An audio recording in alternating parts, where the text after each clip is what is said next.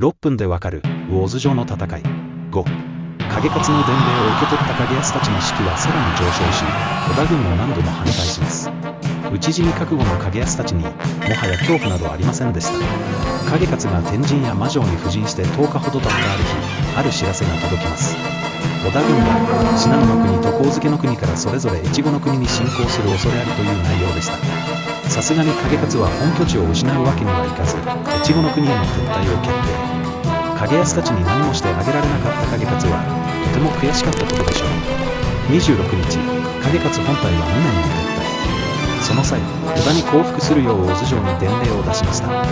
景康たちは撤退していく景勝本体を見て何を思ったのでしょう。